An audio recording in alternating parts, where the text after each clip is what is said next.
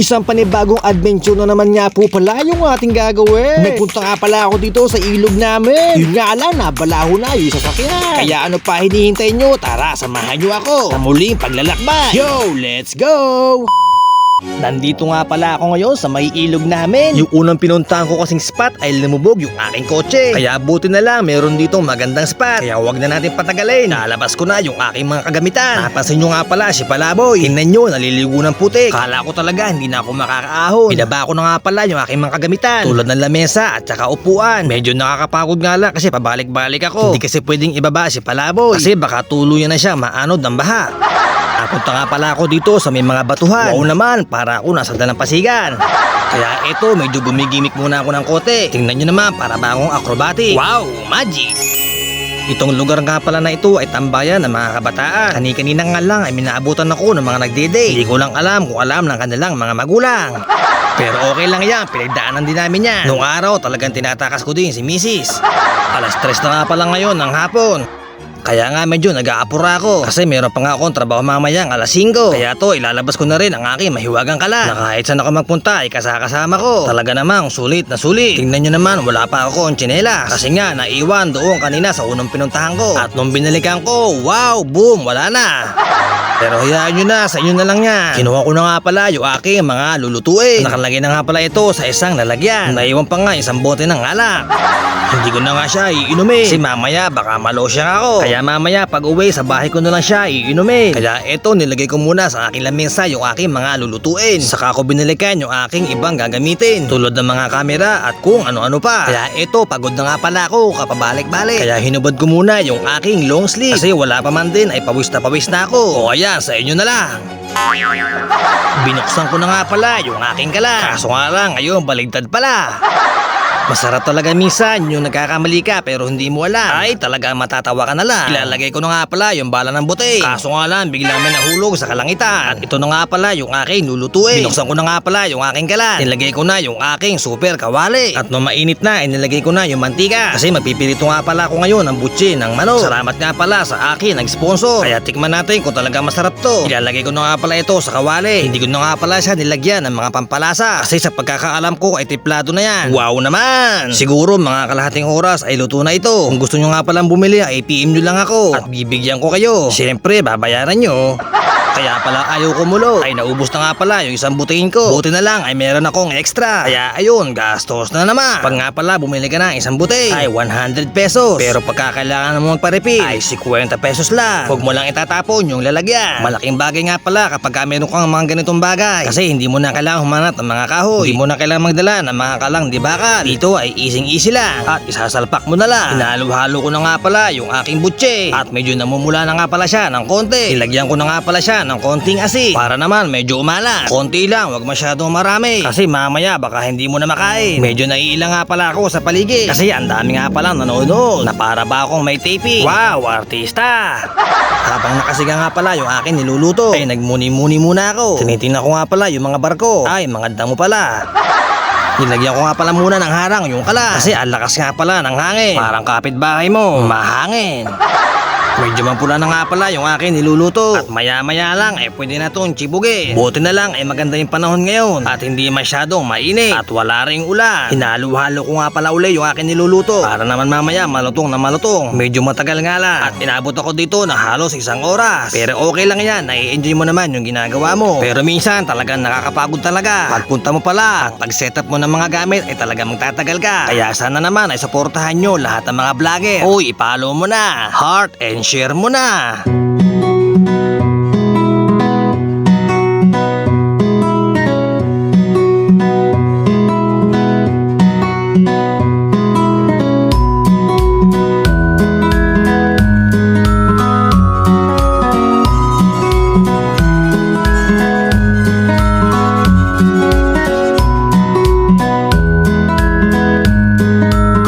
Let's go! Kain na! Suka.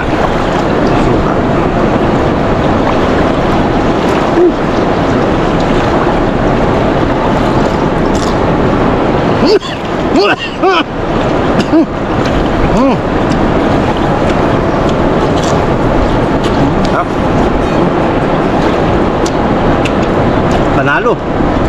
Diba?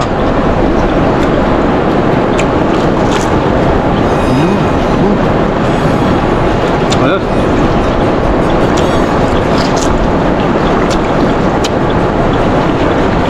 Diba?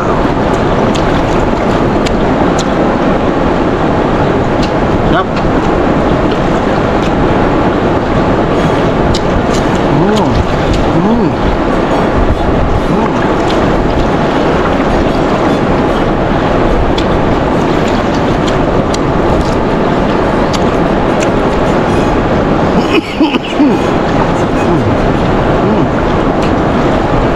Sarap. Wah.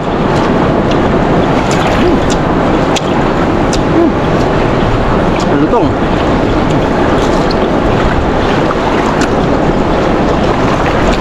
Ayos, ayos. Parang.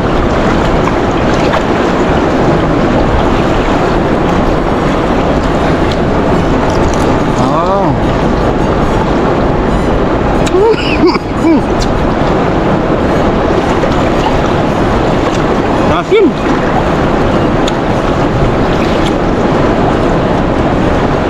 Lutong. Apa?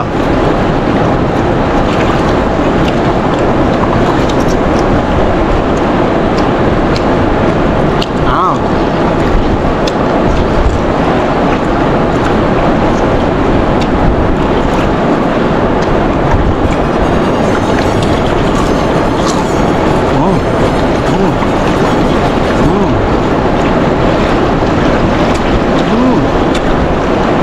Sarap.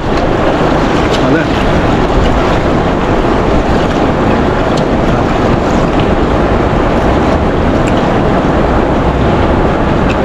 Apa? Ah, mam.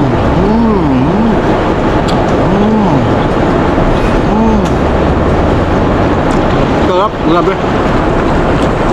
Isa, malinamnam.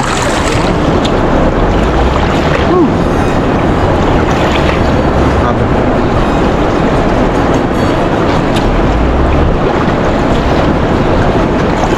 Ah.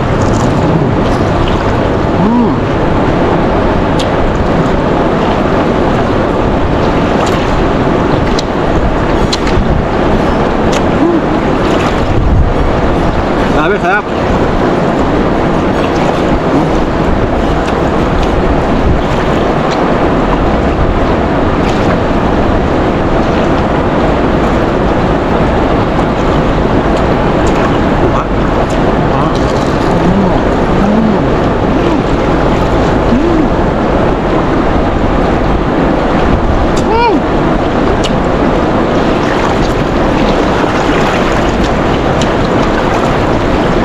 Ang sarap talaga, promise.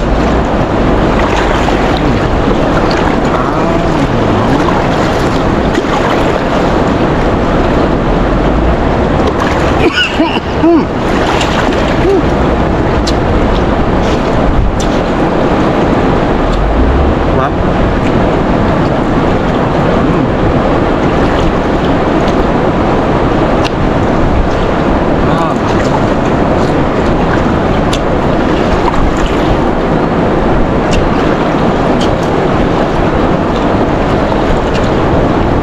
Grabe, sarap talaga. Siguro masarap may alak. Ano, Red Horse, ganun. Alutong niya. May gusto rin yung ano ko butay.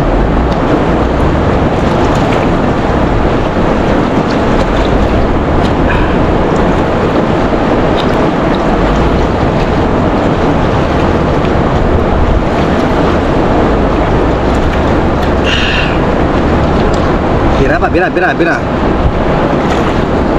Ow, wow.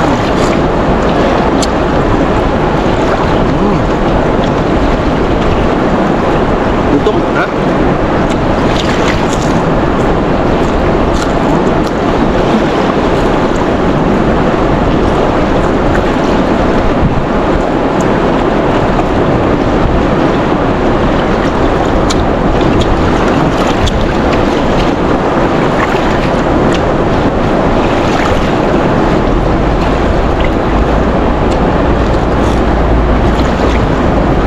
Aray!